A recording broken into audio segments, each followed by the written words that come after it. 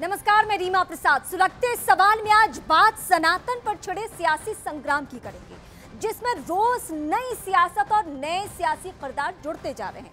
तमिलनाडु के मुख्यमंत्री के बेटे उदयनिधि स्टालिन से शुरू हुआ ये विवाद इस वक्त देश में सबसे बड़ी बहस का मुद्दा बन चुका है। डीएमके की तरफ से लगातार सनातन को लेकर विवादित टिप्पणियां की जा रही है। इस विवाद में आज जो नया नाम जुड़ा है वो है डीएमके के नेता के पोन्मुडी का, जिन्होंने सनातन पर छिड़े सियासी संग्राम को इंडिया गठबंधन से जोड़ दिया है। पोन्मुडी का कहना तो यह है कि सनातन के खिलाफ इंडिया गठबंधन के 26 दल जो हैं वो एकजुट हुए हैं, जिसे अब बीजेपी ने बहुत बड़ा मुद्दा बना लिया है। बीजेपी ने अब सीधे सीधे सोनिया गांधी से सवाल पूछा है कि सोनिया सनातन के इस मुद्दे पर आखिर चुप क्यों है? इस खामोशी के पीछे वजह क्या है? क्या वो इसे मौन सहमति दे रही हैं?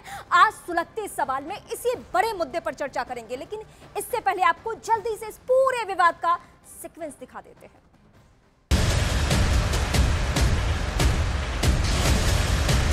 There's nothing Hindu about what the BJP does. There's absolutely nothing. जो सनातन के विरोध में बात करेगा, उस हर बोलने वाली शब्द बोलने वाली जबान को हम खींच करके बाहर निकाल दें। और आपके राष्ट्रीय अध्यक्ष का तो यह हाल है कि उनके पुत्र प्रियांक खरगे रोज सनातन का अपमान करते हैं। सनातन भारत की आत्मा है। भारत की आत्मा पे चोट, परमात्मा से खोट उनको मटिया मेट करेगी। मैं कहती हूँ कि जिसने सनातन धर्म को कुष्ठ रोगी बोला है वो कुष्ठ रोग का सुख भोगे।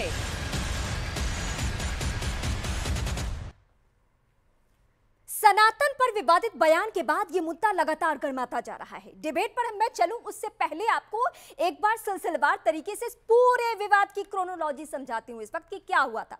सबसे पहले क्या हुआ? सबसे पहले डीएमके नेता उदयनिधि स्टालिन ने सनातन की तुलना बीमारी से कर दी। उन्होंने सनातन के विरोध नहीं बल्कि उसके खात्मे की बात कही है। ये कितनी बड़ी बात है देश की सियासत के लिए, आप समझ सकते हैं। इसके बाद क्या हुआ? इसके बाद डीएमके नेता ए राजा ने सनातन को सामाजिक कलंक तक बता दिया। ए राजा ने सनातन की तुलना एड्स और कुष्ठ रोग जैसी बीमारियों से कर दी। और अब डीएमके नेता के पोन्मुडी ने इंडिया को, यानी इंडिया गठबंधन जो है INDIA, उसको सनातन के खिलाफ गठबंधन बताया। उन्होंने कहा कि जो ये 26 दलों का गठबंधन तैयार हुआ है दरअसल वो इसके खिलाफ में, यानी सनातन के खिलाफ में है।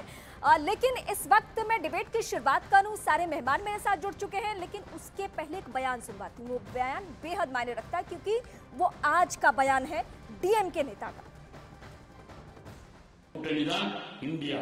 எங்களுக்குள் கருத்து வேறுபாடுகள் இருக்கலாம், ஆனால் இந்த சனாதனத்தை எதிர்க்க வேண்டும் என்பதிலே யாருக்கும் எந்த வேறுபட்ட கருத்தும் இல்லை. இதிலே இருப்பவர்களெல்லாம் சமத்துவத்தை உருவாக்க வேண்டும், மத இன சிறுபான்மை சமுதாயத்தை காப்பாற்ற வேண்டும், ஆண் பெண் சமத்துவத்தை காப்பாற்ற வேண்டும், இந்த சமூக சிந்தனையோடு இந்த இயக்கத்தை உருவாக்க வேண்டும் என்பதுதான் இன்று 26 கட்சிகள் உருவாக்கி இருக்கிற இந்த இந்தியா கூட்டணியினுடைய நோக்கம். அவர்கள் வந்திருக்கிற நீங்கள் எல்லாம் और इस डिबेट में जो इस वक्त मेरे साथ सारे मेहमान हैं, एक एक करके मैं परिचय करवा दूं, फिर सिलसिलेवार तरीके से क्वेश्चन भी।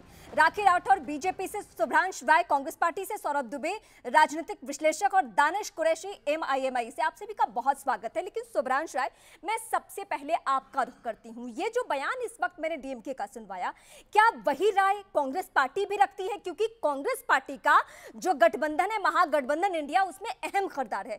तो क्या कांग्रेस पार्टी भी यही दोहराती है कि 26 दलों का जो ये गठबंधन है वो सनातन के खिलाफ एकजुटता है? क्या आप भी यही राय रखते हैं? देखिए रीमा, मुझे लगता है कि ये मुद्दा देश के लिए बहुत महत्वपूर्ण है, तो मैं थोड़ा गंभीरता से सिलसिलेवार जवाब दूंगा। आप थोड़ा धैर्य रखकर सुनिएगा। मेरे और भी गेस्ट हाँ मैडम, बिल्कुल। हाँ, समय का ध्यान रहेगा। हाँ, सबसे पहले तो मैं गजेंद्र सिंह शेखावत की बात को करना चाहूंगा कि जय सनातन और जय सिया राम कहना तो मंत्री जी को पड़ेगा ही पड़ेगा। वो इसलिए कहना पड़ेगा कि हो सकता है शायद उनके कुछ पाप कट जाए। जो भ्रष्टाचार 13,000 करोड़ का जल जीवन मिशन में बहुत सीधा सवाल मैंने पूछा है, शायद आप नहीं सुन पाए। मैं आपकी सहूलियत के लिए दोहरा देती हूं। क्या कांग्रेस पार्टी डीएमके के नेता से राय रखते हैं, इत्तेफाक रखते हैं? क्या सनातन के खिलाफ में यह महागठबंधन है? क्लियर सवाल है मेरा। मैडम आपकी हिंदी कमजोर है, बोल रहा हूँ तो सुनने तो दीजिए, मैंने आपका सवाल आप सुन कहीं लिया और जा रहे हैं, आप गजेंद्र सिंह शेखावत पे जा रहे हैं। बिल्कुल, आपको किसने अधिकार दिया किसी की जुबान खींचने का? जब वही गजेंद्र सिंह शेखावत बिहार में जाते हैं तो जीतन राम मांझी के सामने साष्टांग हो जाते हैं, जो सबसे पहले व्यक्ति हैं जो प्रभु श्री राम के अस्तित्व को नकारते हैं। वही गजेंद्र सिंह शेखावत जब उत्तर प्रदेश में जाते हैं तो नरेश अग्रवाल के सामने मत्था टेक देते हैं। मैं जब सवाल पूछ रही हूँ तो आप कुछ और बोल रहे हैं। रीमा सुनिए, जिनको राम में राम दिखते हैं और ठर्रे में प्रभु हनुमान दिखते हैं, इतने बड़े प्रभु हमारे सनातन का अपमान हो जा रहा है। रीमा पराशर चुप बैठी हैं, कम से कम आप बिहार की मिट्टी का लाज तो रखिए। बीजेपी से सवाल पूछिए कि जीतन राम मांझी अब तक एनडीए गठबंधन में क्या कर रहे हैं।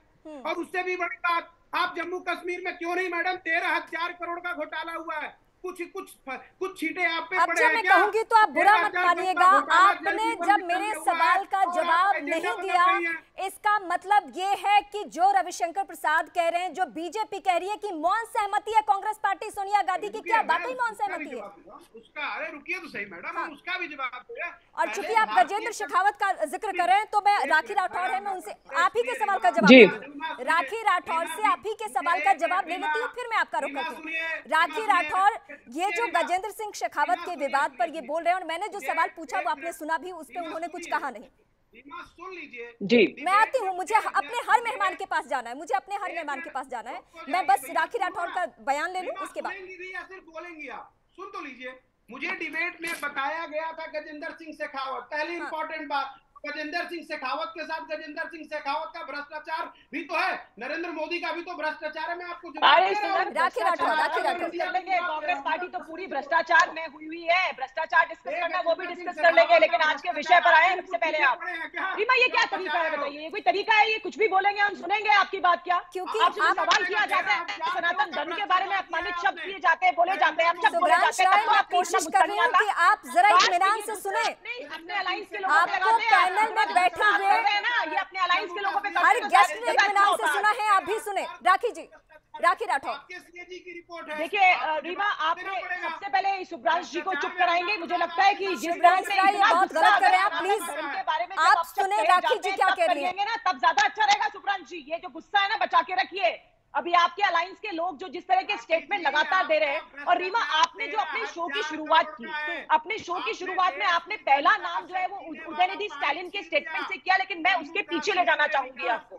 उसके पीछे मुंबई की जो बैठक हुई, उस बैठक में हो सकता है ये भविष्य अपना तय नहीं कर पाए, ये संयोजक तय नहीं कर पाए, लेकिन इनका एजेंडा तय था, इनका एक कॉमन मिनिमम प्रोग्राम तय था, जिसके माध्यम से 24 घंटे के अंदर उदयनिधि स्टालिन ने अपने स्टेटमेंट शुरू किया। और आप बताइए, उसके बाद लगातार होड़ मची हुई है, लगातार होड़ इस बात की है कि सनातन धर्म के बारे में कौन अपशब्द ज्यादा बोले, कौन सनातन धर्म को अपमानित करे, और ये बिल्कुल गलत तरीका है। और मैं ये पूछना चाहती हूँ कांग्रेस के मेरे साथी से, सोनिया गांधी जी, राहुल गांधी जी, प्रियंका वाड्रा जी, जब चुनाव आते हैं तब तो बहुत ज्यादा, प्रियंका गांधी जी को हमने नर्मदा आरती करते देखा, राहुल गांधी जी को हमने जनेऊ कोट के ऊपर पहन के मंदिर मंदिर जाते देखा। क्या वो सिर्फ चुनाव के वक्त ही होता है? अपने आप को हिंदू कहने वाले जब धर्म की इस तरह की बातें होती तो क्यों करते हैं? और रीमा जी देखिए, सनातन धर्म भी यही कहता है कि अपना धर्म अपनाएं, लेकिन बाकी धर्मों का सम्मान करें, और यही धारणा के साथ में सबका साथ सबका विकास के साथ भारतीय जनता पार्टी खड़ी है। किसी भी धर्म के बारे में क्यों अपशब्द कहे जाए, लेकिन राखी जी एक छोटा सा सवाल टारगेट किया जाता है। मैंने शुरुआत की थी, जिस मसले पर बात करने की कोशिश की उसको अलग भटकाने की कोशिश की गई। क्या सुब्रांश राय जो कह रहे हैं, जो इस मुद्दे पर नहीं बोल रहे हैं, क्या आप सहमति मानती है कि कांग्रेस पार्टी भी ऐसा ही सोच रखती है जैसा सोच डीएमके के नेता रखते हैं? आप बताइए, इतने दिन हो गए, लगभग 22-23 दिन हो गए, अभी तक कोई इस तरह का स्टेटमेंट हमने सोनिया गांधी जी की तरफ से, राहुल गांधी जी की तरफ से नहीं सुना। और ये एक मौन स्वीकृति है। ये मौन स्वीकृति इस बात की है कि वो इस एजेंडे के साथ है, क्योंकि साथ बैठ के मुंबई की बैठक में ये सब कुछ तय हुआ है, और जो कॉमन एजेंडा तय हुआ है उसमें आप बताइए, आरजेडी के लोग हों, चाहे हम आप पार्टी के लोग हैं, हम सभी पार्टी के लोग, और कर्नाटक के जो पीडब्ल्यूडी मिनिस्टर है, उन्होंने कहा कि हिंदू नाम ही गंदा है। इस तरह के शब्द जो यूज करते हैं, उनके साथ जब घमंडिया ग्रुप के लोग खड़े हैं, सर देखिए घमंड आपका जनता देख रही है, जनता देख रही है कि किस तरह का आप लोग। ये देखिए, मैं आप दोनों के पास आऊंगी, दो गेस्ट मेरे साथ इस वक्त और भी हैं, मैं उनका भी एक बार रुख कर लूं। दानिश कुरैशी, आप भले महागठबंधन के हिस्सा नहीं है, लेकिन मुझे आपसे जानना यह है कि जो ये पूरा विवाद चल रहा है, सनातन के खिलाफ में विवाद चल रहा है, उस पे जो AIMIM पार्टी है उसका क्या स्टैंड है? पहली बात ये है कि जो पूरे मामले हैं, ये मामला जो है पूरा धर्म आधारित जो चीजें सामने आई हैं उन चीजों को लेकर है। हमारा ये मानना है कि इस तरीके की राजनीति से मुझे लगता है कि भारतीय जनता पार्टी को और उनको फायदा ही पहुंचेगा। होना ये चाहिए, दो चीजें बिल्कुल क्लियर होनी चाहिए, जो मुझे लगता है कि लाइन है, नहीं डीएमके के नेता की एक लाइन है, उस लाइन पे मैं आपका स्टैंड जानना चाहती हूँ कि जो 26 दलों का गठबंधन तैयार हुआ है वो सनातन के खिलाफ एकजुट है। क्या सनातन का मतलब बीजेपी होता है? क्या सनातन का मतलब भारत नहीं होता? क्या सनातन को मानने वाले इस देश में लोग नहीं है? देखिए, इस पूरे मामले पे तो आप जो गठबंधन के जो लोग हैं या उनके प्रवक्ता हैं उनका स्टैंड जाने, वो ज्यादा बेटर है बजाय मेरा स्टैंड जानने के। दूसरा नंबर की बात मैं जो कहना चाह रहा हूँ, उन चीजों को समझने की जरूरत है।